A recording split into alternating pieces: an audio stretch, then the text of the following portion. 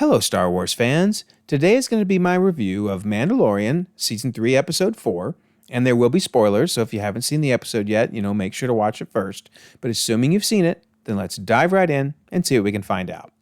So I'm going to be talking in particular about a very, very touching scene, maybe one of the most touching scenes I've seen in Star Wars in a long time, which I actually had no idea what was going on at first. And maybe you're in the same boat. Maybe you didn't understand it, in which case this research will be really helpful to you.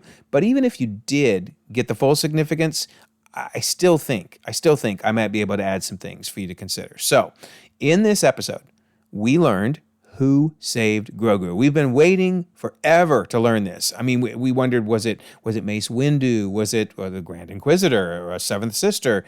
So many different ideas thrown out. Well, now we know the person who saved Grogu was this guy. Okay, I'm gonna be honest. I'm gonna be transparent with you. I had no idea who this was. I didn't recognize the actor. I sure didn't know who the character was. So shame on me. I mean, granted, I'm telling you, I'm a huge Star Wars fan. I've watched every movie. I've watched every show, animated and live. I've read comics. I've read books. No, I had no clue. So again, maybe you're in the same boat, or maybe you knew who it was. But trust me, when I share this information with you, this research, I think you're going to really see why this was so incredibly significant. So, who is Kelleran Beck? All right, so Kelleran Beck hosted a web show in 2020 called the Jedi Temple Challenge. So now I see why I didn't know who he was, because I did not watch that show. I didn't watch it. But thanks to Mandalorian, this character at least is now canon. I really love how Dave Filoni just sifts through all the different lore out there in Star Wars and grabs things and pulls them into canon through his different shows. But the show itself, I'm assuming, isn't canon. I mean, it was a game show for kids, to become quote unquote Jedi through mental challenges and physical challenges, etc. So very cool. We have a character who is now made canon that hosted this show, but not really that significant, right? I mean, honestly, I'm just saying, not that significant. Okay, well, the actor who played Kelleran Beck also played another character, this time in Attack of the Clones, named Ahmed Beck. And notice the Beck, Ahmed Beck, Kelleran Beck. So, kind of the head canon, at least of the actor, and who knows, maybe it's official canon, is that these two characters are related. Okay, that's cool. It was a small role, kind of a blink and you miss it role in Attack of the Clones, but still, he had a character that was, in the prequel series. Great. And that character appeared in the tie-in comic. Okay, super. And notice in the caption there, he says, "I am Captain Dan," of course, Daniel, and I thought that was Filoni at first. It's Fatoni. But anyway, he says, "This is my associate, Ahmed Beck." To which he corrects, "No, I'm Lieutenant Medbeck." But notice he gets to meet Jar Jar Binks, gets to meet C-3PO. Okay, cool. So Ahmed Beck and Kelleran Beck are related, and Kelleran Beck rescues Grogu. Not that exciting. You probably already know this. Most people probably already know this, but the actor that played both Kelleran Beck and Ahmed Beck also played Jar Jar Binks. Okay, now I'm starting to see where this is getting significant. Because Jar Jar Binks was not the most popular character. In fact, I'm going to be honest, I hated Jar Jar Binks. I try to avoid the word hate. It's a really strong word. I mean it in this case. I hated Jar Jar Binks. Such a frustrating character. I mean, not funny at all. Annoying in every scene he was in. Oh my goodness. But much as I disliked the character, I never really turned my wrath toward the actor, Ahmed Best.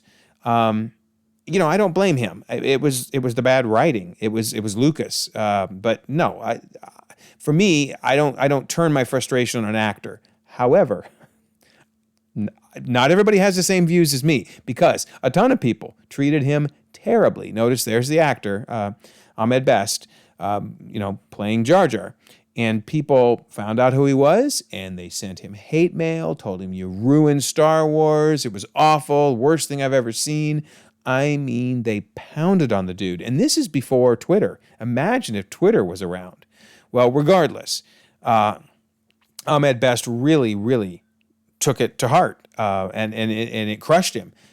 And yes, he actually contemplated suicide. He has a video out that he put out where he talks about standing on the edge of the Brooklyn Bridge, ready to end it all. That this just was the most devastating thing to have people, just hammer him relentlessly, blame him for every woe of the first episode 1.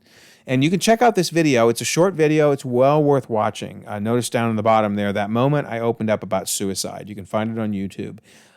After watching that video, okay, yeah, I finally really got it.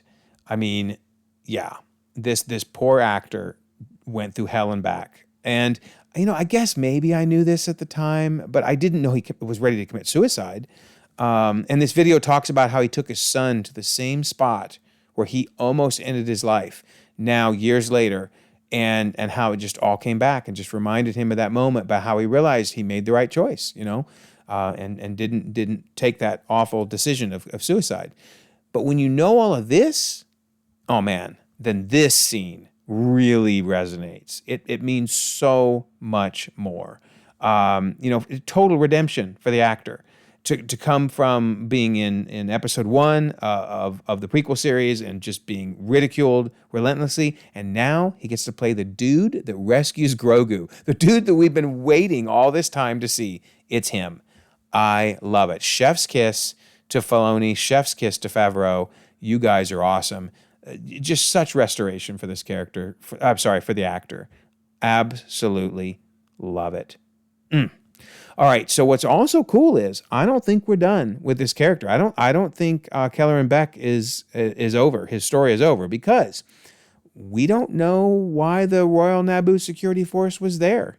I mean, they basically sacrificed their lives so that Kelleran and Grogu could get away. Well, who set that up? Who got them there? So that they could be there to help. Obviously, Padme knows the Naboo really well, but I don't think she had time to do it. The most likely choice would be so cool. That would be Jar Jar Binks. Wouldn't it be wild if these two characters, but the same actor, get to meet up in another flashback, and we learn where Kelleran took Grogu? Maybe he took him to wherever Jar Jar is. Okay, that would be pretty cool.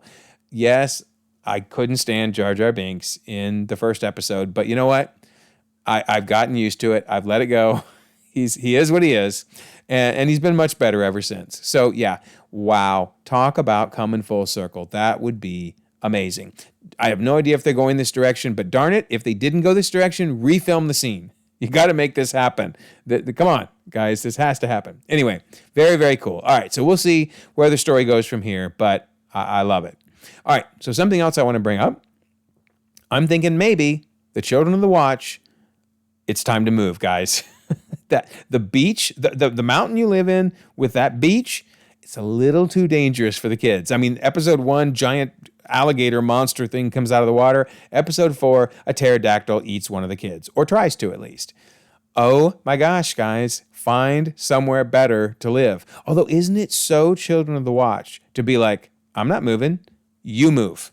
Yeah, Mr. Alligator, giant creature, prehistoric, nasty thing, you move. We're not moving. Okay, we'll see how that's working out for you.